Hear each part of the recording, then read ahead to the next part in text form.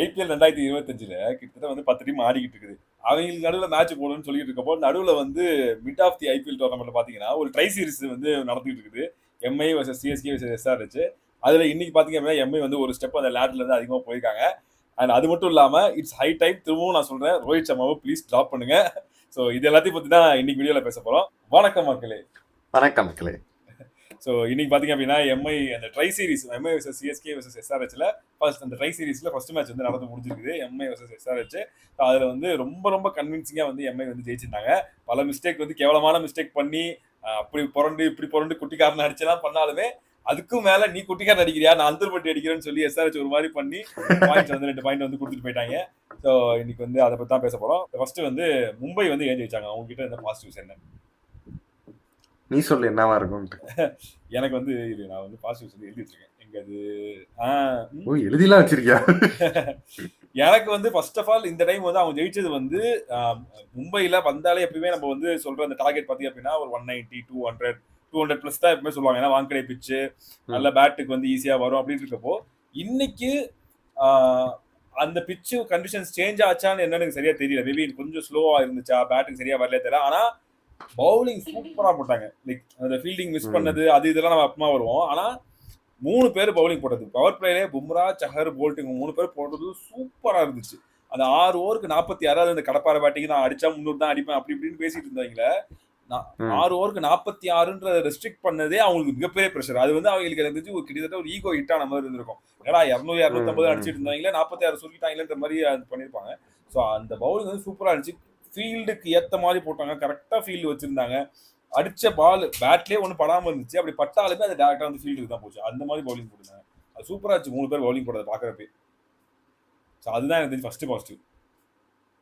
நீங்க சொன்னதுதான் உண்மை. எப்படின்னா பிச்சு வந்து பிச் ரிப்போர்ட்ல என்ன சொல்லியிருந்தாங்க, ஒரு பெண்ணை வச்சு இறக்குனா பெண்ணு வந்து உள்ள போகும், டேம்பா இருக்கு, காலில் தான் தண்ணி பாய்ச்சினாங்க பிச்சுக்கு.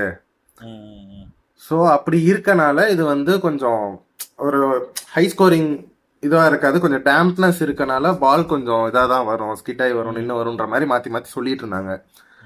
ஆக்சுவல் நோட் என்னன்னா, காலையில் தண்ணி பாய்ச்சின பிச்சு எப்பயுமே பவுலிங்க்கு சாதகமாக இருக்கும். எப்பயுமே நீங்கள் ஸ்பின்னர் எடுத்துகிட்டு வந்தாலும் சரி, பேசர் எடுத்துகிட்டு வந்தாலும் சரி. இன்னொன்று க்ரீன் டாப் இருந்தது, மேலே கிராஸ் கவர் இருந்தது, அதனால பேசர்ஸ்க்கு நல்லாவே ஒரு இதாக இருந்துச்சு. ஸோ அது மட்டும் இல்லாமல் தீபக் சஹரும் சரி, போல்ட்டும் சரி, பும்ராவும் சரி, அந்த ஃபர்ஸ்ட் ஒரு 4 ஓவர் வந்து சூப்பராக போட்டு கொடுத்துருக்காங்க. அதாவது அபிஷேக் சர்மா வந்து ரூமே கொடுக்காம அடிக்க விடாம பவுண்டரிஸ் போச்சுன்னா அது அவரோட திறமையில அடிச்சு போகிற மாதிரி தான் போச்சு. இவனுங்களா எதுவும் மிஸ்டேக் பண்ணி ஷார்ட் பாலோ ஏதோ, அதுவும் ஸ்விங் சூப்பராக இருந்தது தீபக் சஹருக்குலாம் போடும்போது ஸ்டார்டிங்கில். ஸோ ஸ்டார்டிங்ல இருந்தே இவங்க கொஞ்சம் டாமினேட் பண்ண மாதிரி எனக்கு ஃபீல் ஆச்சு. ஏர்லி விக்கெட்ஸ் இல்லை, பட் ஸ்டில் ரன்ஸ் அவங்கள ஸ்கோர் பண்ண விடாம டாமினேட் பண்ணாங்க. அது ஒரு பெரிய பாசிட்டிவ். அதான் எப்படின்னா இவங்க 3 பேருக்கும் வந்து கிடைக்காத விக்கெட்டு ஹர்திக் பாண்டியா கையில தான் ஃபர்ஸ்ட் விக்கெட் வரணும்னு இருந்திருக்குது. அதான் இன்னைக்கு வந்து அப்பார்ட் ஃப்ரம் எம்ஐயோடைய எஃபர்ட்ஸ் இதெல்லாம் தாண்டி அவங்களுக்கு லக்கு ரொம்ப நிறைய இருந்துச்சு. லக்கு இன்னைக்கு எப்படின்னா ஹர்திக் பாண்டியாவுக்கு லைட்டா ஒரு நிகழ் இருந்த மாதிரி இருந்துச்சு. வந்து அவங்க கொஞ்சம் ட்ரீட்மெண்ட்லாம் பண்ணிட்டு இருந்தாரு. அது முடிஞ்ச அந்த அடுத்த பாலே விக்கெட். ஸோ அது மொமெண்டம் பிரேக் ஆயிருக்காங்க, அவ்வளவுதான். ஸோ அந்த இடத்துல லைட்டா அதான் இவங்க சூப்பரா போட்ட இவங்க 3 பேருக்கு விக்கெட் விடாம அவுட் சைட் ஆஃப் ஸ்டம்ப்ல வந்து தூக்கி போட்டு, ஆனால் அதுவும் நல்லா ஸ்லோ பாலா தூக்கி போட்டாரு. ஸோ அவருக்கு ஹர்திக் பாண்டியாக்கு விக்கெட் விடணும்னு இருந்திருக்குது. அதுக்கப்புறம் அகைன் பவுலிங்ல இவங்க 3 பேர், இவங்க 4 பேருக்கு அப்புறம் வில் ஜாக்ஸ் வந்து நம்ம வந்து இந்த மேட்சுக்கு முன்னாடி நிறைய பேர் பேசிட்டு இருப்போம். வில் ஜாக்ஸ் வந்து அவுட் ஆஃப் பொசிஷன்ல ஆடிட்டு இருக்காரு. அவர் மட்டும் தான் ஆட் அவுட்டா இருந்துட்டு இருக்காரு. லைக் எந்த திடீர்னு நம்பர் 3ல ஆடுறாரு, திடீர்னு நம்பர் 7ல ஆடுறாரு, பவுலிங் அவ்வளவு யூஸ் பண்ண மாட்டாங்க அப்படின்னா. ஆனா இன்னைக்கு இந்த மேட்ச்ல பயங்கர யூஸ்ஃபுல்லா இருந்தாரு. எனக்கு தெரிஞ்சு இதே மாதிரி எல்லா மேட்ச்லயும் யூஸ்ஃபுல்லா இருப்பான்னு தெரியாது. அதுக்காக வில் ஜாக்ஸ் வந்து இருக்கணும், டீம்ல இருக்கணும்னு சப்போர்ட். ஆக்சுவலா இன்னைக்கு வில் ஜாக்ஸ் 3 ஓவர் போட்டதுக்கு காரணம் கரண் சர்மாவோட இன்ஜுரி. ஆமா ஆமா ஆமா. ஆனா எவ்வளவு பியூட்டிஃபுல்லா மேட்ச் பண்ணாங்க பாத்தீங்களா. லைக் கரண் சர்மாக்கு ஒரு 4 ஓவரோ 3 ஓவரோ ஒரு கோட்டா இருந்திருக்கு. அது அழகா லைக் அவர் இல்லன்றதே தெரியல, அந்த ஒரு டிஃபெக்டே தெரியல. ஒரு லெக் ஸ்பின்னர் இல்லாம போடுறாங்களே, நான் யோசிச்சுட்டு இருந்தேன் லெக் ஸ்பின்னர் இல்லாம எப்படி இவங்க வந்து இது பண்ணுவாங்க, பவுலிங் போடுவாங்க, எப்படி சக்சஸ்ஃபுல்லா முடிப்பாங்க, எப்படி லெக் ஸ்பின்னர் தான் நடுவில் டர்ன் ஓவர் கொடுத்து ஒரு 2 விக்கெட் எடுத்து தர முடியும், போன மேட்ச் பண்ண மாதிரி ஏதாவது பண்ணுவாரு அப்படின்னு நினைச்சேன். பட் பியூட்டிஃபுல்லா எல்லாரும் கலெக்டிவா வந்து கரெக்டான லென்ஸ் அண்ட் லைன்ல போட்டு சூப்பரா போட்டு தந்தானுங்க. அது பார்க்கவே ஒரு மாதிரி கலெக்டிவா இருந்துச்சு. ஓகேயா இதாயா கடப்பார பவுலிங் யூனிட், எவ்வளவு ரன்னே கன்சீட் பண்ணல பெருசா. கடைசியில அந்த கடைசி 3 ஓவர்ல தான் 47 ரன் அடிச்சிருக்கானுங்க. அதுவும் அந்த தீபக் சார் லூஸ் பைய போட்டு. அது நம்ம நெகட்டிவ்ல வருவோம். எனக்கு வில்ஜாக்ஸ் பண்ணதுல எனக்கு ரொம்ப பிடிச்சதுன்னா லைக் வந்து ஒரு கட்டத்துல அவங்க வந்து கணிச்சிட்டாங்க, நீ ஸ்பீடா ஆஃப் ஸ்பீடர் நார்மலா போடுற மாதிரி லைக் ஒரு குணால் பாண்டியா டைப்ல வந்து வேக வேகமா போட்டா மேபி டைமிங் கிடைச்சு அவங்க அடிச்சிருவாங்கன்னு தெரிஞ்சுட்டு வைடா போட்டாரு. நல்ல லூப், லைக் ஒரு யுஸ்வேந்திர சஹல் லூப் கொடுப்பார்ல, ஒரு நல்ல லெக் ஸ்பின்னர் லூப் கொடுத்தா எப்படி இருக்கும். அவர் பவுலிங் போறது எப்படின்னா லைக் நார்மலா ஆஃப் ஸ்பின்னர் வந்து இப்படி லைக் இந்த ஷோல்டர் ஹைட்ல இப்படி போடுவாங்க. லைக் வாஷிங்டன் சுந்தர் மாதிரி ஒரு ஆள் தான் வந்து இப்படி போடுவார், லைக் ஹைட்டா தூக்கி போடுவாரு. அதே மாதிரி வில்ஜாக்ஸ் இப்படி போடுவாரு, தூக்கி தான் வந்து போடுறாரு. அதனால நல்ல ஒரு பவுன்ஸ் கிடைச்சது. அதனாலே வந்து டைமிங் கிடைக்கல, அந்த பாலை நோக்கி வர முடியல. நல்ல பவுன்ஸ் பிளஸ் ஸ்லோவாகவும் வந்துச்சு. இஷன் கிஷன்லாம் இறங்கி வந்து ஆடி முடிச்சதுக்கு அப்புறம் பால் போகுது. அதே மாதிரி தான் ஹெட்டுக்கும் இறங்கி வந்து அடிச்சிட்டாரு. பால் கம்ப்ளீட்டா மிஸ் டைம் இது. ஸோ அப்படி இருக்கப்போ அந்த 2 பேரோட விக்கெட் 2 முக்கியமான விக்கெட்டு. நம்ம என்னதான் வந்து அவங்க நல்ல ஸ்ட்ரைக் ரேட்ல ஆடல. டிராவிஸ் ஹெட் 28 பாலுக்கு 29 பாலுக்கு 28 தான் அடிச்சிருக்காரு. இஷன் கிஷன் சுத்தமா ஃபார்ம்ல இல்லைனாலுமே கொஞ்சம் டைம் கொடுத்துருந்தா அவங்க இன்னொரு 15 20 ரன் எக்ஸ்ட்ரா அடிச்சிருக்க சான்ஸ் இருக்குது. ஸோ அப்படி இருக்கிறப்போ அந்த வில்ஜாக்ஸ்க்கு கொடுத்த ரோலை வந்து இன்னைக்கு சூப்பரா பண்ணி கொடுத்துட்டு போயிட்டாரு. ஸோ மொத்தமா பவுலிங்ல பார்த்தா அப்படின்னா லைக் யாருமே வந்து பெருசா ரன்ஸ் கன்சிடர் பண்ணல எக்ஸப்ட் ஹர்திக் பாண்டியா கடைசி ஓவர் கடைசி ஓவர் அது போகதான் செய்வாங்க, ரன்ஸுக்கு போய் தானே ஆகணும்ன்ற மாதிரி அவர் போகதான் செய்வாங்க. பட் அதையுமே அவர் கண்டெயின் பண்ணியிருக்கலாம். ஏன்னா கடைசி ஓவரு எனக்கு தெரிஞ்சு போட ஆள் இல்லாம அதான் அந்த கரண் சர்மா இல்லாத ஒரு டிஃபெக்ட்னால இவர் திருப்பி கடைசியில போடுற மாதிரி இருந்துச்சு. இல்லைன்னா பும்ரான் போல்ட் தான் அது 19 and 20 போடுற மாதிரி இருந்திருக்கும். எப்பயும் சஹார்லாம் கடைசியில போடவே மாட்டார், அவரை ஃபர்ஸ்ட்லயே முடிச்சிருவானுங்க. இப்ப அந்த பேலன்ஸ் பண்ணுன்றதுக்காக பவுலிங்லயே ஒரு மிஸ்டேக் பண்ணாங்க. பட் திரும்ப அது நம்ம வந்து அடுத்த இதுல வருவோம். பாசிட்டிவ்ஸ்ல இந்த நேம் சொல்லாம இதை நான் இந்த வீடியோ சொல்லி ஆகும்னு நினைக்கிறேன். ஜஸ்பிரிட் பும்ரா. எனக்கு தெரிஞ்சு பும்ரா இல்லைன்னா எம்ஐ இல்லைன்னு தான் நான் சொல்லுவேன். கிட்டத்தட்ட ஒரு 50%. நீ வெளியே இருந்து ஜஸ்ட் ஸ்கோர் கார்டு பாக்குறப்ப 4 ஓவருக்கு 21 ஒரு விக்கெட் என்ன ஓகே, ரன்ஸ் கம்மியா கொடுத்துருக்காரு, ஒரு விக்கெட் தானே எடுத்திருக்காரு, அவ்வளவு பெரிய டேமேஜ் என்ன பண்ணிருப்பான்னு யோசிச்சா கடைசி 2 ஓவர் அந்த டெத்துல அவர் போட்டது சூப்பரா இருந்துச்சு. அது என்ன சொல்ல பாத்துக்கிட்டே இருக்கலாம். அந்த பேச வேரி பண்ணதா இருக்கட்டும், பால் வரவே மாட்டேங்குது, மாத்தி மாத்தி இழுத்ததா இருக்கட்டும். ஆமா பால் நீ என்னென்னமோ பண்றாங்க, நகர்ந்த ஆடுறாங்க, டான்ஸ் ஆடுறாங்க, என்னென்னமோ பண்றாங்க கிரீஸ்ல. ஆனா பாலை ஜட்ஜே பண்ண முடியல. திடீர்னு அப்படி சரி ஓகே கொஞ்சம் போன பால் ஸ்லோ பாலா போட்டாரு, இந்த டைம் கொஞ்சம் மேபி ஒரு ஃபாஸ்டா கொஞ்சம் லென்த்துக்கு வரும், இல்ல வந்து கொஞ்சம் ஸ்லாட்ல விழுன்னு பார்த்தா டக்குன்னு ஒரு பவுன்சர் எகுருது. யோசிக்கவே முடியாத அளவுக்கு டக்குன்னு பவுன்சர் எகுருது. அந்த மாதிரி பேச வேரி பண்ணி லென்த் வேரி பண்ணி லைனை வேரி பண்ணி மனுஷன் சூப்பரா போட்டாரு. அது அந்த பவுலிங் லைக் நம்ம ஹைலைட்ஸ்ல இல்ல ஸ்கோர் கார்டு பார்த்தா தெரியாது. பட் அந்த மேட்சை பார்க்கறப்போ அவர் போட்டது சூப்பரா இருந்துச்சு. அது வந்து நார்மலா எப்பயுமே பும்ரா ஒரு ரோல் அப்படிதான் இருக்குது. பெருசா விக்கெட்ஸ் எடுக்க மாட்டாரு, ஒரு விக்கெட் மேக்ஸிமம் ஒரு விக்கெட் 2 விக்கெட் தான் எடுக்கிறாரு. ஆனா அவரோட 4 ஓவர் வந்து கன்சிஸ்டன்டா அப்படியே இருக்குது. 25 ரன் 26 ரன் 30 ரன்குள்ளதான் இருக்குது. அது சூப்பரா இருக்குது அவரோட ஓவர். அதே மாதிரி இன்னொரு சைடு போல்ட்டும் ஒரு ஓவர் ஒரு விக்கெட் 4 ஓவர் 29 ரன்ஸ் நினைக்கிறேன். ஆமா ஆமா சூப்பரா போட்டிருந்தாரு. அவருமே டெத்துல சூப்பரா போட்டாரு. அந்த கடைசி ஓவரா இருக்கட்டும், அதுக்கு முந்தின ஓவரா இருக்கட்டும், சூப்பரா போட்டாரு. ஆமா ஆமா அவரோட ரோல் சூப்பரா இருந்துச்சு. ஸோ ஓவராலா வந்து இன்னைக்கு எம்ஐ ஜெயிச்சதுக்கு ஒரு முக்கியமான ரீசன் வந்து அவங்களுடைய பவுலிங். அந்த பவுலிங் வந்து 160 சொச்சோன்னு செட் பண்ணதுக்கு அப்புறமே ஒரு நல்ல கான்ஃபிடன்ஸ் வந்துச்சு. ஓகே 160 கண்டிப்பா சேஸ் பண்ணிட முடியும் அப்படின்ற கான்ஃபிடன்ஸ் வந்து மும்பை பேட்டிங் வந்துச்சு. பேட்டிங்ல வந்து பாசிட்டிவ் அப்படின்னா எனக்கு தெரிஞ்சு இன்னைக்கு திலக் வர்மா சூரியகுமார் யாதவோட அந்த அதிரடி இன்னிங்ஸ், அந்த 15 பாலுக்கு 26 அதிரடி இன்னிங்ஸ், அப்புறம் வெல்ஜாக்ஸோட கொஞ்சம் அந்த செட் பண்ணி கொடுத்த அந்த 2 இன்னிங்ஸ் அதுவே வந்து ஆல்மோஸ்ட் வந்து மேட்ச் முடிச்சு கொடுத்துருச்சு. அதுக்கப்புறம் அங்கங்க வந்து ஒரு 30s 20s இப்படியே வந்து ஃபுல்லா மேட்ச் முடிச்சு கொடுத்து யாருமே வந்து பெருசா 50s 60s போல. பட் வந்து அவரை நான் பாசிட்டிவா சொல்ல மாட்டேன், அதெல்லாம் நடக்காது. ஏன் சொல்ல மாட்டீங்க? ஏன் சொல்ல மாட்டேன்னா உனக்கு இது அதை நான் நெகட்டிவ்ல சொல்றேன். ரோஹித் சர்மா வந்து நான் நெகட்டிவ்ல சொல்றேன், ஏன்னா நான் பாசிட்டிவ்ல பேச போறேன். சரி சொல்லு ஏன் பாசிட்டிவ் நீ சொல்லு. சரி சொல்லு ஏன் பாசிட்டிவ் நான் சொல்றேன்னா இது வரைக்கும் அவர் ஸ்டார்ட் இதே மாதிரிதான் இருந்திருக்கு. அவர் ரன்ஸ் வந்து இப்படிதான் அடிச்சிருக்கிறாரு, 20 25 18 மேக்சிமமா அவர் அடிச்சதே 18 தான் இதுக்கு முன்னாடி. ஆனா எப்படி சொல்றது, அந்த டீம் வந்து ஸ்டார்ட் பண்ணும்போது இவ்வளவு அக்ரெசிவா ஸ்டார்ட் பண்ணல. சோ இவர் அக்ரெசிவா ஸ்டார்ட் பண்ணது ஒரு நல்ல டோனை செட் பண்ணி கொடுத்துட்டு போயிருச்சு டீமுக்கு.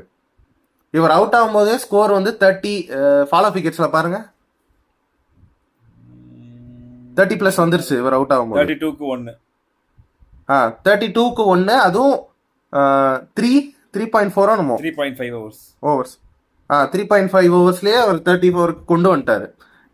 ரிக்கல்டன் ஆடலாங்க, அவர் செகண்ட் ஃபீல்டில் தான் ஆடிட்டு இருந்தாரு. ஸோ நான் என்ன ஃபீல் பண்ணேன், இந்த அக்ரெசிவ் டோன் அவர் எப்பயும் லைக் நம்ம வேர்ல்ட் கப் மேட்சாக பார்த்ததா இருக்கட்டும், T20 வேர்ல்ட் கப் பார்த்ததா இருக்கட்டும், சாம்பியன்ஸ் ட்ராஃபி பார்த்ததா இருக்கட்டும், இந்த அக்ரெசிவ் டோனில் தான் அவர் ஆட ஆரம்பிப்பார். மாட்டுச்சுன்னா கண்டினியூ ஆகும். மினிமம் ஒரு 40 போட்டுட்டு அதுக்கப்புறம் அவருக்கு மாட்டுச்சுன்னா கண்டினியூ ஆகும், இல்லைன்னா இதுலேயே அவுட் ஆயிடுவார். அதில் இன்னைக்கு அதோட ஸ்டார்ட்ன்ற மாதிரி நான் பார்த்தேன். ஏன்னா அந்த 25 ரன்ஸ் ஆஃப் எத்தனை balls, 16 balls, 25 runs of 16 balls வந்து எனக்கு அது வந்து ஒரு குவிக் ஃபயர் 25ன்ற மாதிரி இருந்துச்சு. அதுதான் ஒரு எப்படி சொல்றது, பவுலிங் அந்த ஆப்போனன்ட் பவுலிங் யூனிட்டை கொஞ்சம் டவுன் ஆக்கிருச்சு. ஸோ எனக்கு இந்த வகையில் அது பாசிட்டிவா தெரிஞ்சது. இது ஏன் வந்து ரோஹித் சர்மா நான் இன்னும் வந்து இன்னும் பாசிட்டிவ்ல போடாம இருக்கிறதுக்கு ரீசன் என்ன அப்படின்னா, இன்னைக்கு வந்து ரொம்ப ரொம்ப கம்மி ஸ்கோர். இது எப்படின்னா, இப்போ ரோஹித் சர்மா இன்னைக்கு வந்து ஒரு 5 10 அவுட் ஆயிருந்தா கூட இந்த 160 சேஸ் பண்றதுக்கு ரொம்ப கஷ்டமா இருக்கு. அது எஸ், ஓப்பனிங் பேட்ஸ்மேனோட ரோல் வந்து முக்கியம், அதுதான் ஸ்டார்ட் பண்ணி கொடுக்கும். அது நீ சொன்ன பாயிண்ட் நான் ஒத்துக்கிறேன். ஆனா இதுவே ஒரு 190 சேஸ், ஒரு 200 சேஸ், 220 சேஸ்னா அந்த 26 எப்படி நான் ஒரு 40 இல்ல ஒரு 45 கன்வெர்ட் பண்ணலான்றது தான் ரோஹித் சர்மாவோட ரோலா இருக்கும். இன்னைக்கு அவுட் ஆன பால் ரொம்ப ஈஸியான பால், கேவலமான பால். ஆமா, நானும் ஒத்துக்கிறேன். அது அவுட் ஆக வேண்டிய பாலே கிடையாது, தூக்கி கடாச வேண்டிய பால். பேட் அப்படியே நிறுத்தினால அவுட் ஆயிட்டாரு. அது என்னால, அது அவரோட நெகட்டிவா, அதை நான் எதுவும் சொல்லல. பட் ஸ்டில் அந்த 25 ஆஃப் 16ன்றது எனக்கு ஒரு குவிக் ஃபயர் மாதிரி இருந்துச்சு. அதுதான் ஒரு டோன் செட் பண்ணி வச்சது. இதை வந்து கண்டினியூ பண்றாரு. இப்போ அவர் வந்து கொஞ்சம் கொஞ்சமா இன்க்ரீஸ் பண்ணிட்டே வராரு. 0, 13, 18, 20, இப்போ 26க்கு வந்திருக்காரு. அடுத்தது வந்து 35, அடுத்த சிஎஸ்கே மேட்ச் கூட 50 போட்டா நல்லா இருக்கும். இவர் வந்து லைக் ரோஹித் சர்மா எப்படின்னா, ரோஹித் சர்மா மாதிரி, கோலி மாதிரி பிளேயர்ஸ், ஒரு ஜடேஜா மாதிரி பிளேயர்ஸ், இந்த மாதிரி ஆட்கள்லாம் வந்து டக்குனு ரைட் ஆஃப் பண்ண முடியாது. நம்ம சொல்றோம், நாம தான் சொன்னேன் ட்ராப் பண்ணணும் அப்படின்னா. ஆனா ஏன் ட்ராப் பண்ண சொன்னா, ரொம்ப நாளா இன்கன்சிஸ்டா இருந்துட்டே இருக்காரு. ஆனா இவங்களுக்கு வந்து just matter of 1 or 2 matches அப்படிதான் இருக்கும். ஆனா அது எவ்வளவு நாள் கழிச்சு வரப்போகுது, அது இத்தனை மேட்சஸ் வந்து இப்போ மும்பை ஜெயிச்சுட்டு இருக்காங்க, லைக் 7க்கு 3 இருக்காங்க. இன்னும் மோசமான பொசிஷன்ல இருக்காங்க, இல்ல இந்த டோர்னமெண்ட்ல வந்து பிளே ஆஃப்ல போகல அப்படின்னா அதுக்கு ஒரு முக்கியமான காரணம் ரோஹித் சர்மா தான் இருப்பாரு. லைக் அந்த ஓப்பனிங் கிடைக்காம, ஏன்னா அந்த ஓப்பனிங் பேட்ஸ்மேன்ல பவர் பிளேயர்ல மற்ற டீம்ஸ்லாம் வந்து எவ்வளவு கேபிடலைஸ் பண்ணிக்கிறாங்க. ஒரு நம்ம எதிர்பார்க்காத ஒரு மிச்சல் மார்ஷ், ஏடன் மார்க்ரம், அவங்க ஒரு 6 ஓவருக்கு 60 70 கொண்டு போயிடுறாங்க. ஒரு ஆர்சிபில இருக்கிற வந்து 2 ஓப்பனிங் பேட்ஸ்மேன் அவங்க ஒரு 60 50 கொண்டு போறாங்க. மீதி இருக்க டீம்ஸ் எல்லாத்துலயும் வந்து கன்சிஸ்டன்டா அந்த 50 60s அச்சீவ் பண்றாங்க. அது வந்து ஈஸியா ரிக்கல்டன் இப்பதான் கொஞ்சம் கடைசி 2 இன்னிங்ஸா கொஞ்சம் ஃபார்முக்கு வராரு. அதுக்கு முன்னாடி வரைக்கும் 2 பேருமே வந்து ஃப்ரீ விக்கெட்ஸ் மாதிரி தான் இருந்துட்டு இருந்தாங்க. அது முக்கியமா ரோஹித் சர்மா ரொம்ப ஈஸியா வந்து அவுட் ஆன மாதிரி இருந்தாரு. ஸோ அதனால தான் இன்னும் பாசிட்டிவ்ல வந்து போட முடியல. ஸோ அதை தாண்டி இன்னைக்கு மேட்ச்ல அது பாசிட்டிவா இருந்தது, அவ்வளவுதான் நான் சொல்றேனே தவிர டோட்டலா ஒரு ஐபிஎல் அப்படின்னு பார்க்கும்போது அவர் இப்பதான் ஒரு 5 மேட்ச் ஆனதுக்கு அப்புறம் தான் இந்த டச்சே அவருக்கு வருது, which is a negative for him and also for the team. அதை தாண்டி பாசிட்டிவ் அப்படின்னா சூரியகுமார் அவருக்கு சூப்பரா பட்டுச்சு. சீஷன் சரி, அதுக்கு சூப்பரா போட்டுட்டு இருந்தாரு. அவரை வந்து மடக்கி கிடைக்கல. அதே மாதிரி லைக் எப்படி பவுலிங்ல ஒரு கலெக்டிவ் பெர்ஃபார்மன்ஸ் பார்த்தோமோ அதே மாதிரி தான் பேட்டிங்லயும் கலெக்டிவா எல்லாருமே கான்ட்ரிபியூட் பண்ணியிருந்தாங்க. ஒரு 20 மினிமம் 20 கான்ட்ரிபியூட் பண்ற மாதிரி ஆடினாங்க. யாருமே 20 ஸ்கீல அவுட் ஆகல. ஆமா, அதுதான் ஒரு பெரிய பாசிட்டிவ். லைக் சூரியகுமாருக்கு பட்டுச்சு. வில்ஜாக்ஸ் வந்து கொஞ்சம் பொறுமையா நின்று ஆடி கொடுத்துருந்தாரு.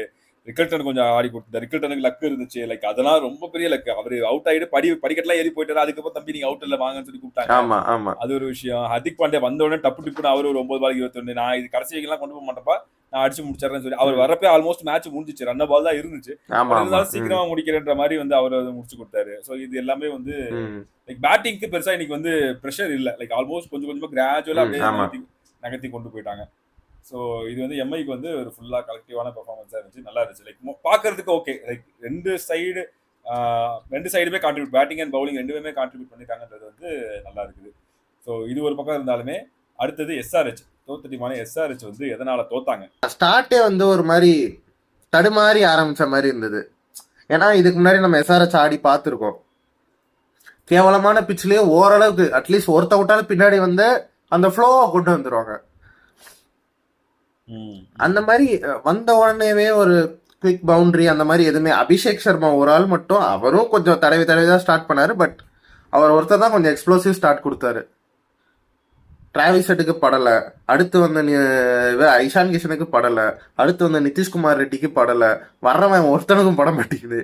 கடைசியா கிளாசனும் பேட் கமின்ஸும் கடைசி, அதுக்கப்புறம் அன்கித் வர்மான்னு நினைக்கிறேன். இந்த 3 பேர் தான் கடைசி அந்த 3 ஓவருக்கு 47 சேர்க்கறதுக்கு கொஞ்சம் ஹெல்ப்ஃபுல்லா இருந்தாங்க. இதுவுமே 147 ஒரு 140-150க்குள்ள இருக்கும் தான் நான் நினைச்சேன் டோட்டலு. அது எக்ஸஸா போனதுக்கு காரணம் வந்து தீபக் சஹாரும் ஹர்திக் பாண்டியாவும். இது மொத்தமா இவங்களோட பேட்டிங், எஸ்ஆர்எச்சோட பேட்டிங் வந்து எப்படி சொல்லலாம்னா, இதுக்கு முன்னாடியே வந்து கமெண்டேட்டர்ஸா இருக்கட்டும், கொஞ்சம் எக்ஸ்பர்ட்ஸ் என்ன சொன்னாங்கன்னா, நல்ல பிச்சு பேட்டிங் பிச்சா இருந்தா இவங்க 200-250 அடிக்கிறாங்க. கொஞ்சம் கஷ்டமான பிச்சு லைட்டா இன்னைக்கு இருக்கிறது வந்து ஒரு ரேங்க் டர்னரோ அப்படியே வந்து பால் சிங்கு செக்குன்னு அலையுதோ அப்படிலாம் கிடையாது. நீ கொஞ்சம் பார்த்து ஆடி இருந்த அப்படின்னா கண்டிப்பா இந்த பிச்சில் கண்டிப்பா ஒரு 180 போட்டுருக்கலாம். 180 கரெக்டான பிச்சு. ஆனா கொஞ்சம் கஷ்டமா இருந்தாலும் இல்லப்பா நான் ஆட மாட்டேப்பா அப்படின்ற மாதிரி தான் அவங்க மைண்ட் செட்டே இருக்குது. என்ன அவங்க வந்து அந்த ஒரு மைண்ட் செட்லயே பழகிட்டாங்க. நான் வந்து அடிச்சு ஆடணும் 4-6 வந்தாதான் எனக்கு கான்ஃபிடன்ஸ் வரும்ன்ற மாதிரியே பழகிட்டாங்க. அவங்க எத்தனை ஒன்ஸ் அண்ட் ஒரு மாதிரி ஃபிளாட் பிட்ச்ல ஆடியே பழகிட்டாங்களோன்னு தோணுது. ஆமா, எத்தனை அவங்க ஒன்ஸ் அண்ட் டூஸ் எடுத்தாங்க. லைக் பால் பேட்டுக்கு வர மாட்டேங்குது. லைக் ஓகே கொஞ்சம் பொறுமையா 30 ஒன்ஸ் அண்ட் டூஸ் எடுத்து ஒரு பவர் பிளேல ஒரு 40-45 போட்டுருவோம். போட்டு அதுக்கப்புறம் கொஞ்சம் நம்ம பால்ல என்ன டைமிங்னு பார்த்துட்டு செட் ஆகிட்டு ஆடுவோம் அப்படின்ற மாதிரிலாம் இல்லாம நான் எத்தனை டாட் பால் ஆடினாங்க. லைக் அது எத்தனை ஃபீல்டர்ஸ் கிட்ட போச்சு. இழுத்து அடிக்க டான்ஸ் ஆடுறாங்க, இப்படி நவுறாங்க அப்படி நவுறாங்க, இழுத்து அடிக்கிறாங்க, எல்லா பாலுமே இழுத்து அடிச்சாங்க. ஸோ அப்படி இருக்கிறப்போ கொஞ்சம் அந்த ஒன்ஸ் அண்ட் டூஸ் எடுத்து கொஞ்சம் கன்வெர்ட் பண்ணி டாட் பாலை கொஞ்சம் கம்மி பண்ணியிருந்தாலே இன்னொரு 10 டாட் பால் கம்மி பண்ணியிருந்தாலே இன்னொரு 10-15 மினிட்ஸ் எக்ஸ்ட்ரா வந்திருக்கும். அது வர்ற இன்னொரு என்ன அடுத்த ஒரு ஹென்ரி கிளாசன் வர்றப்பயோ ஒரு பேட் கமின்ஸ் வர்றப்பயோ அனிகேத் வர்றப்பயோ அவங்களுக்கு கொஞ்சம் ஈஸியா இருந்திருக்கும். ஓகே இப்படிதான் இருக்குது போல. ஏன்னா எப்பயுமே சொல்லுவாங்கல்ல லைக் ஒரு இந்த பிரேக் டைம்லாம் வந்து பிச்சில் இருக்க பேட்ஸ்மேன் வந்து மெசேஜ் கன்வே பண்ணுவாங்க. இல்ல பிச் இப்படி இருக்குது, இதுதான் நம்ம டார்கெட் ஆகும் கன்வே பண்ணுவாங்களா. அதெல்லாம் கன்வே பண்ணாங்களா இல்ல உள்ள இருக்கிறவங்க வந்து கேட்கறாங்களா கேட்க மாட்டாங்களா, இல்ல எனக்கு 250 தான் வேணும்னு கேட்கறாங்களா என்னன்னு தெரியல. மொத்தமாவே அஸ் பேட்டிங் டீமாவே பேட்டிங் சைடாவே வந்து ஒரு ஃபெயிலியரா தான் இருக்காங்க. லைக் இவங்க தப்பு அவங்க தப்புன்னு சொல்ல முடியல, எல்லாமே ஃபெயிலியர் தான். அபிஷேக் சர்மா வந்து 28 பால் 40 இருக்காங்க. எத்தனை சான்ஸ் போச்சு, எத்தனை கேட்ச் விட்டாங்க. ரொம்ப லக்கியா இருந்தாரு. அந்த சரி அந்த லக்குக்கு வந்து அட்லீஸ்ட் ஒரு 50-60 அடிப்பாரு பார்த்தா அதுவும் பண்ணல. டிராவிஸ் ஹெட்லாம் சுத்தமா பேட்ல போடல. ரொம்ப இன்னைக்கு என்னமோ ஒரு ஒரு ஒரு மைண்ட் செட்லேயே இல்லாம ரொம்ப ஏதோ ஒரு கவன சிதறல்லே ஆடினா எப்படி இருக்கும். அவர் மூஞ்சிலே தெரிஞ்சுது. வழக்கமா அந்த ஃப்ளோல இருக்க டிராவிஸ் ஹெட் பாக்குறது அந்த ஃபேஸுக்கும் இன்னைக்கும் வந்து ரொம்ப என்னடா ஏதோ ஒரு டிஸ்ட்ராக்ஷன்ல ஆடின மாதிரியே இருந்துச்சு. இஷான் கிஷன் சுத்தமா ஃபர்ஸ்ட் இன்னிங்ஸ் 100 தவிர அதுக்கப்புறம் ஒண்ணுமே கான்ட்ரிபியூட் பண்ணல. எனக்கு ரொம்ப கவலையா இருந்தது வந்து என்கேஆர் தான். நிதிஷ்குமார் ரெட்டிக்கு வந்து இந்த ஷாட்லாம் என்ன மாதிரி ஷாட், அது ஒண்ணுமே இல்லாத ஷாட். அது பால் வரமாட்டேங்குது, பேஸ் இல்ல ஒண்ணும் இல்ல. அதை ஒரு மாதிரி ஹெலிகாப்டர் ஷாட் மாதிரி ஆட போய் ஃபீல்டர் ஒரு 4-5 அடி உள்ளார வந்து பிடிக்கலாம். அந்த மாதிரி ஒரு ஷாட்டா இருந்துச்சு. கடைசியா அது ஒரு மாதிரி அவர் ஃப்ரஸ்ட்ரேட் ஆகி அடிச்ச மாதிரி தான் இருந்துச்சு. என்னடா ரன்னே வரலையே, 4 பவுண்டரி எதுவும் போலையே, நம்ம அடிச்சாதான் உண்டுன்ட்டு ஒரு கட்டாயத்தின் கீழ் அடிச்ச மாதிரி இருந்தது. அவருக்கும் அந்த சைடு ஒரு ஆப்ஷன் இல்லாத மாதிரி இருந்துச்சு. ஏன்னா விக்கெட்ஸ் விழல, ரன்ஸும் வரல. ஸோ இப்போ நான் அடிச்சுதான் ஆடணும், நான் விக்கெட் விட்டாலும் பரவாயில்ல பின்னாடி வர வச்சுப்பான்ற அந்த மாதிரி ஒரு மைண்ட் செட்டில் தான் அவர் அடிக்க போன மாதிரி இருந்துச்சு. ஏன்னா மற்றபடி அவர் ட்ரை பண்ணாமலாம் இல்லை, பட் பவுலர் சூப்பராக போட்டாங்க அந்த டைம்ல. அது கரெக்ட். எதுவுமே பண்ண முடியல அந்த பேட்ஸ்மேன்னால. எங்க போட்டாலும் கரெக்டான ஒரு ஃபீல்ட் பிளேஸ்மெண்ட். நம்மளே கேப்ல போகுதுன்னு நினைப்போம், அங்க ஒரு ஃபீல்டர் வந்து தடுத்துடுறான். ஸோ அதெல்லாம் பக்காவா பிளான் பண்ணி இன்னைக்கு மும்பை வந்து பவுலிங் போட்ட மாதிரி இருந்துச்சு. Which outplayed Sunrisers. அந்த கடைசி 3 ஓவர் மட்டும் அது தீபக் சஹார் வந்தனால ஒரு டிராபேக் ஆயிடுச்சு. மற்றபடி சூப்பரா போட்டிருந்தாங்க மும்பை. ஸோ எப்படி அது ப்ரெஷர் ஆச்சுன்னா, ஐயோ ரன் வரலையே, இதுக்கப்புறம் நம்ம அடிச்சாதான் உண்டுன்ற மாதிரி ஒருத்தரும் அடிக்க போய் அவுட் ஆன மாதிரி தான் இருந்தது. டிராவிஸ் ஹெட்டுமே நீங்க அவுட் ஆனது பாத்தீங்கன்னா அப்படிதான் இருந்துச்சு. அவர் ஒரு நோ பால்ல அவுட் ஆனாரு. ஹர்திக் பாண்டியா போட்ட நோ பால் அவுட் ஆனும் போது அப்படிதான் அவுட் ஆனாரு. ரன் வரல, நானும் அடிக்கல, டீமுக்கும் ரன் வரல, இப்ப நான் தான் அடிக்கணும், பின்னாடி வரவங்க கூட இப்ப அடிச்சு அவுட் ஆனாலும் பரவாயில்ல, பின்னாடி வர அடிச்சு பண்ற மாதிரி தான் போய் அவுட் ஆன மாதிரி இருந்தது. பேட்டிங்ல வந்து கலெக்டிவா அவங்க எப்படி மும்பை வந்து கலெக்டிவா ஒரு பாசிட்டிவா இருந்தாங்களோ, பேட்டிங் கலெக்டிவா மொத்தமாவே வந்து நெகட்டிவா இருந்தாங்க. பவுலிங்ல வந்து எனக்கு தெரிஞ்சு பெரிய நெகட்டிவா இருக்கிறது முகமது ஷமி. இன்னுமே அவர் அந்த ஒரு ஃபார்முக்கு வரவே இல்லை. அவருக்கு அந்த ரிதம் கிடைக்கல. எல்லா மேட்ச்லயும் பிடிச்சி அடிக்கிறாங்க. ஏன்னா நீ பார்த்த அப்படின்னா மீதி பவுலர்ஸ் எல்லாமே இவரை தான் நம்பி இருப்பாங்க. இவரும் பேட் கமின்ஸும் தான் ஒரு ஃப்ரண்ட் லைன் பவுலர்ஸா இருக்காங்க. அதுக்கப்புறம் தான் நீ ஒரு ஈஷான் மலிங்காவா இருக்கட்டும், ஜீஷான் அன்சாரியா இருக்கட்டும், ஹர்ஷல் பட்டேல் நம்ம தனியாக நான் அவர் கிரெடிட் கொடுக்குறேன். அது பாசிட்டிவ்ல அவனை பேசுவோம். எனக்கு அவரை பற்றி தனியாக பேசணும்னு எனக்கு தோணுது. ஸோ அதுக்கப்புறம் பார்த்தா ராகுல் சகர், அவருக்கு பெருசாக எக்ஸ்பீரியன்ஸ்லாம் கிடையாது. இவங்க Pat Cummins and Mohammed Shami தான் ரொம்ப எக்ஸ்பீரியன்ஸான பர்சன். அதில் ஷமி வந்து கண்டினியூஸா ரன்ஸுக்கு போய்கிட்டே இருக்காரு, விக்கெட்ஸும் எடுக்க மாட்டேங்கிறாரு. அட்லீஸ்ட் ஒரு ஹர்ஷல் பட்டேல் மாதிரி, ஒரு ஷட்டில் தாக்கூர் மாதிரி ஒரு 2 விக்கெட் எடுத்துட்டு நீ ஒரு 40 ரன் கொடுத்தா கூட பரவாயில்ல, விக்கெட்டே வரமாட்டேங்குது முகமது ஷமிக்கு. அதுதான் ரொம்ப பெரிய நெகட்டிவா இருக்குது. அதுக்கப்புறம் ஈஷான் மலிங்கா இந்த மேட்ச்ல பாக்குறப்போ 4 ஓவர் 36 2 விக்கெட் நல்லா தானப்பா இருக்கு அப்படின்ற மாதிரி இருக்கும். ஆனா அந்த 2 விக்கெட் வந்து கடைசி ஓவர்ல தான் வந்துச்சு. இந்த 3 ஓவருக்கு 35 கொடுத்துட்டாரு. கடைசி ஓவர் தான் 1 ரன் 2 விக்கெட். சோ அவரும் சுத்தமா எனக்கு ஈஷன் மலிங்கா போறப்ப எப்படி இருந்துச்சுன்னா கமெண்டேட்டரே கதறினாங்க. என்ன ஃபீல்ட் வச்சிருக்கீங்க, என்ன மாதிரி பவுலிங் போட்டுட்டு இருக்கீங்க. லைக் ஆஃப் சைடுல ஃபுல்லா இன்னர் சர்க்கிள்ல நிக்கிறாங்க, தூக்கி out side of stump bouncer போறாரு ஸ்லோவா. அழகா வந்து யாரோ ஒருத்தன் சூப்பர் கட்டா என்னன்னா ஸ்கை, ஆமா ஸ்கை ஜம்ப் பண்ணி ஒரு தட்டு, அந்த அவன் ஃபீல்டு தலைக்கு மேல போனாலே அது 4. அப்படிப்பட்ட இது. அப்புறம் லெக் சைட்ல அழகா தூக்கி ஒரு ஃபுல் டாஸ், இல்ல எல்லாம் இன்னர் சர்க்கிள் நிக்கிறாங்க, லெஃப்ட் சைடுல அழகா தூக்கி ஒரு ஃபுல் டாஸ். என்ன ஃபீல்டு வச்சிருக்கோம்னு தெரியாம வந்து ஈஷான் மலிங்கா போட்டது அதான் ரொம்ப மோசமா இருந்துச்சு. லைக் இன்னொரு பக்கம் பேசிக்ஸ் அவங்க ரொம்ப ஸ்ட்ராங்கா இல்லாத மாதிரி இருந்துச்சு. ஆமா, நான் என்ன பால் போட போறேன் அதுக்கேத்த மாதிரி நான் ஃபீல்ட் செட் வச்சிருக்கேனான்னு பார்த்து போடணும். ஜீஷான் சரி வந்து நம்ம யங்ஸ்டர், நான் பெருசா அவரை குறை சொல்ல மாட்டேன், பட் அவருமே இந்த மேட்ச்ல கொஞ்சம் நெகட்டிவா தான் இருந்தாரு. அவர் அன்லக்கிங்க. ஸ்டார்ட்டே அவருக்கு வந்து ஒரு மாதிரி ஒரு பவுலரா யோசிச்சா அந்த இடத்துல உங்க தப்பு இல்ல, ஃபீல்டரும் கரெக்டா தான் பண்ணிருக்காரு. Out of nowhere wicket keeper வந்து கிளவ் முன்னாடி கொண்டு வந்தனால அது நோ பால் ஆகி உங்களுக்கு வர வேண்டிய விக்கெட் வராம போச்சுன்னா, அதுவும் ஃபர்ஸ்ட் ஓவர்லயே வராம போச்சுன்னா உங்களுக்கு மைண்டே வராது அதுக்கப்புறம். அதுக்கப்புறமும் ஒரு சில மிஸ்டேக்ஸ் இருந்துச்சு. லைக் யாருக்கும் சூரியகுமாருக்கு யாருக்கும் வந்து இன்சைட் ஹெட் பட்டு ஸ்டம்ப் க்ளோஸா போய் அது ஒரு 4 போச்சு. இந்த மாதிரி நிறைய மிஸ்ஸஸ் அவருக்கு நடந்துச்சு. ஸோ அதனால அதான் அவரை பெருசா லைக் குறை சொல்ல முடியாது, பட் ஸ்டில் நிறைய ரன்ஸ் இந்த லீக் பண்ணாரு. 3 ஓவருக்கு 35 ரன்ஸ் லீக் பண்ணாரு. ஸோ பவுலிங்ல வந்து ரொம்ப ரிலேபிளா இருந்தது வந்து பேட் கமெண்ட்ஸ் மட்டும் தான் நீ நல்லா போட்டுது. 4 ஓவருக்கு 26 3 விக்கெட் அவர் மட்டும் தான் நல்லா போட்டது. இது எல்லாமே லைக் ராகுல் சாருக்கு ஒரு ஓவர் தான் கிடைச்சது, அவரும் பரவாயில்ல. பட் பெருசா லைக் இவங்க 2 பேரும் தாண்டி நல்ல ஒரு பேசர், நல்ல கன்சிஸ்டன்டா போடக்கூடிய பேசர்னு சொல்லிட்டு யாருமே பெருசா இல்ல. சோ அதுதான் இங்க பிரச்சனை. லைக் விக்கெட்ஸ் எடுக்க முடியும் கொஞ்சம். எனக்கு ஒரு டவுட் என்னன்னா, நிதிஷ்குமார் ரெட்டிக்கு ஓவர் தந்திருக்கலாம், ட்ரை பண்ணிருக்கலாம். சும்மா உங்களுக்கு விக்கெட் விழல, ரன்ஸ் ஒரு சைடு லீக் ஆகுது, why not to try him? அது கண்டிப்பா உங்களுக்கு ஒரு ஆப்ஷன் இருக்குது. எக்ஸ்பென்சிவா சில பேர் போயிட்டாங்க, இவர் ஒரு ஆப்ஷன் இருக்கும்போது நீங்க ட்ரை பண்ணி பார்த்துருக்கலாமே. ஏன்னா நிதிஷ்குமார் ரெட்டி வந்து ஒரு நல்ல பவுலரு. நான் யாரோ ட்ரை பண்ணி நிதிஷ்குமார் ரெட்டிக்கு போல நான் யாரோ ட்ரை பண்ண 2 பேர் இருந்தாங்க, டிராவிஸ் ஹெட், அபிஷேக் சர்மா, 2 பேருமே ட்ரை பண்ணலாம். வில்ஜாக்ஸ்க்கு ட்ரை பண்ணிருக்கலாம். வில்ஜாக்ஸ்க்கு இன்னைக்கு டே அமையுது போது கண்டிப்பா அபிஷேக் சர்மாக்கும் அமைஞ்சிருக்கும். ஆமா, சும்மா நீ போட்டுக்கலாம், ஒரு ஓவர் ட்ரை பண்ணிருக்கலாம். இப்படி ரன்ஸ் போயிட்டே இருக்கு, அவங்க அடிச்சுட்டே இருக்காங்க. சூரியகுமார் அடிக்கிறாரு, லெக் ஸ்பின்னர் ஒர்க் அவுட் ஆகல. நீங்க ஜீஷான் அன்சாரியும் அடிக்கிறாங்க, உனக்கு ராகுல் சாரையும் அடிக்கிறாங்க, ஒரு 6 எல்லாம் அடிச்சாங்க. ஸோ அப்படி இருக்கப்போ ட்ரை பண்ணுங்க, அவங்க போட்ட மாதிரியே கொஞ்சம் ஸ்லோவா தூக்கி போடுங்க, வைடா தூக்கி போடுங்க. ஸோ அவங்க பேட்ஸ்மேன் ரீச் கொடுக்காதீங்க. அந்த மாதிரிலாம் போட்டிருந்தீங்க அப்படின்னா கண்டிப்பா ஏதாவது மாறி இருக்கும். பட் அந்த ஒரு கேப்டன்சி லைக் பேட் கமெண்ட்ஸ் தான் நம்ம பேசியிருக்கப்போ ஒரு டாப் கேப்டனா இருப்பான்னு சொல்லி பேசிட்டு இருந்தோம். ஆனா இந்த டோர்னமெண்ட்ல வந்து பெருசா அவரோட கேப்டன்சி வந்து இன்னும் அந்த அளவுக்கு சூப்பரா இருக்க மாதிரி இல்லை. நிறைய மிஸ்டேக்ஸ் பண்ணிட்டு இருக்காரு, இன்னும் கொஞ்சம் புதுசா யோசிக்க மாட்டாரு, அந்த மாதிரி வந்து இருந்துச்சு. ஸோ பவுலிங்ல அது ஒரு பிரச்சனையா இருந்துச்சு. அதுக்கப்புறம் பார்த்தா அப்படின்னா ஃபீல்டிங்ல டிராவிஸ் ஹெட் கேட்ச்லாம் விட்டாரு. லைக் இருக்கிறதே அவங்க கேட்ச் விடுறாங்க, கேட்ச் விட்டாலும் நல்லா பவுலிங் போட்டு ரன்ஸ் சுருக்கிட்டாங்க. நீங்க கேட்ச் விட்டுட்டு அழகா 4-6 கொடுத்துட்டீங்க. வர்ற கேட்சும் லைக் ரோஹித் சர்மா கேட்ச் வந்துச்சு, அழகா பிடிச்சாரு. அதுக்கப்புறம் திரும்ப ஒரு கேட்ச் வந்துச்சு. எனக்கு தெரிஞ்சு யாருடைய கேட்ச் வந்து டிராவிஸ் விட்டாரு, எனக்கு தெரிஞ்சு வில்ஜாக்ஸோட கேட்ச்னு நினைக்கிறேன். ஆமா, வில்ஜாக்ஸோட கேட்ச் ஸ்ட்ரைட்டா அவர் கைக்கு போச்சு, அதையுமே வந்து விட்டாரு. லைக் ஃபாஸ்டா போச்சு, பட் ஸ்டில் அவர் கையில பட்டு பவுன்ஸ் ஆகி போச்சு. ஸோ இந்த மாதிரி கேட்சஸ் வந்து விட்டாங்க. ஸோ பவுலிங்ல அண்ட் ஃபீல்டிங்ல வந்து கண்டிப்பா இம்ப்ரூவ் பண்ணியே ஆகணும். லைக் இது வந்து ஆல்ரெடி ரொம்ப டெட் எண்ட்ல கீழே இருக்காங்க. சிஎஸ்கே கூட 2 பேரும் கட்டி பிடிச்சி ஊர்ந்து இருக்காங்க. ஸோ இம்ப்ரூவ் பண்ணல அப்படின்னா ரொம்ப கஷ்டம், மேல வரவே முடியாது. நீங்க பாருங்க, ஹைதராபாத் பிச்சுக்கு கொடுங்க எங்களை, நாங்க எப்படி ஆடுறோம் மட்டும் பாருங்கன்னு ஆட போறானுங்க அவனுங்க. ஸோ இதெல்லாம் வந்து இவங்களுடைய எஸ்ஆர்ஹெச்சோடைய நெகட்டிவ்ஸா இருந்துச்சு. இதுக்கப்புறம் இன்னொரு பக்கம் வந்து எம்ஐ ஜெயிச்சிருந்தாலுமே அவங்க கிட்டயும் வந்து சில நெகட்டிவ்ஸ் எல்லாம் இருக்குது. அது என்னென்ன, இன்னைக்கு மேட்ச்ல என்ன சொதப்பினாங்க எம்ஐ அப்படின்னு? ஃபீல்டிங். நான் கேட்டா ஃபீல்டிங் சொல்லுவேன் ஃபர்ஸ்ட்.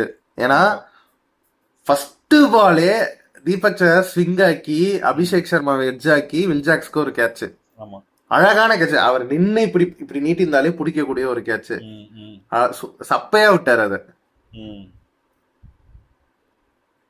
ஸோ அவங்க ஃபீல்டிங் கொஞ்சம் இன்னுமே இப்போ அதெல்லாம் உங்களுக்கு ஒரு சான்ஸ் தானே. இப்போ அந்த 37 இல்லைன்னா இன்னும் கொஞ்சம் கம்மி டார்கெட் தானே உங்களுக்கு வந்திருக்கும்.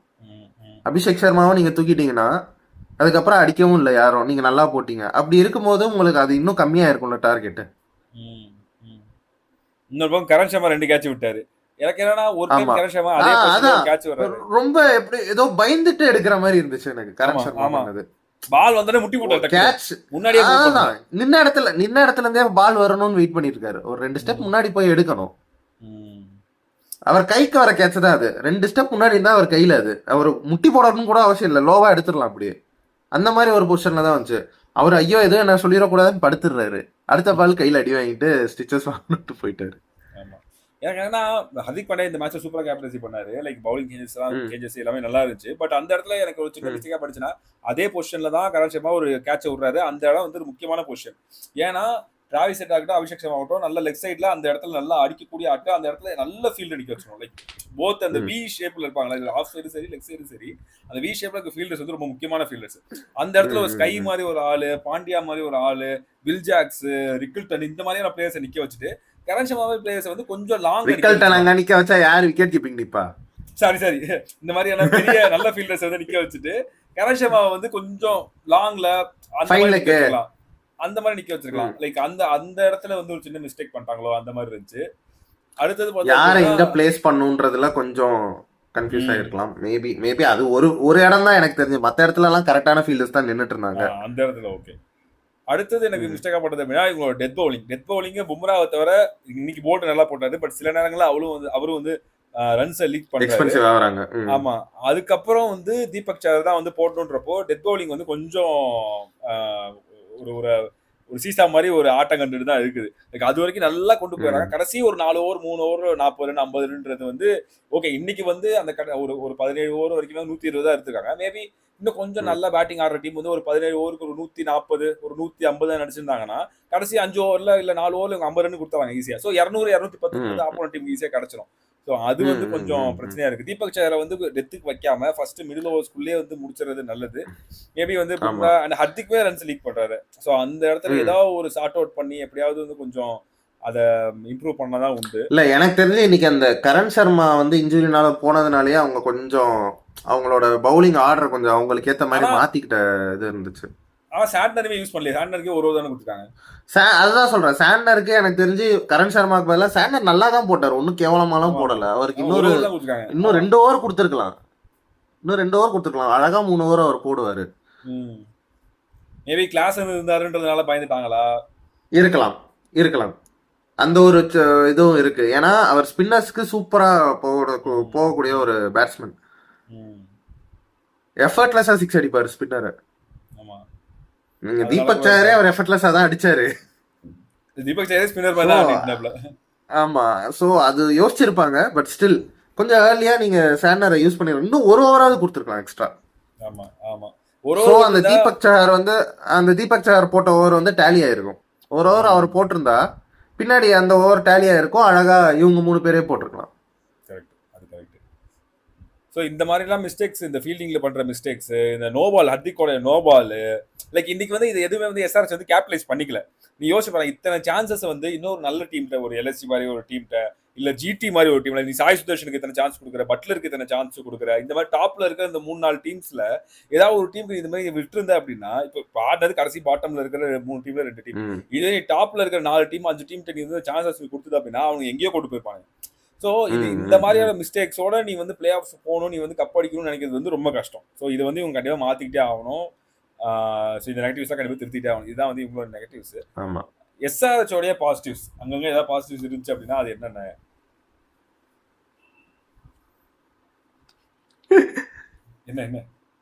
என்ன எதுவுமே இல்லையா? எனக்கு தெரிஞ்சது நான் ஒரு பிளேயரை பத்தி ஃபெயிலியர் மாதிரி தான் இருந்துச்சு. மேபி ஹர்ஷல் பட்டேல் நான் சொல்லுவேன், அவ்வளவுதான்.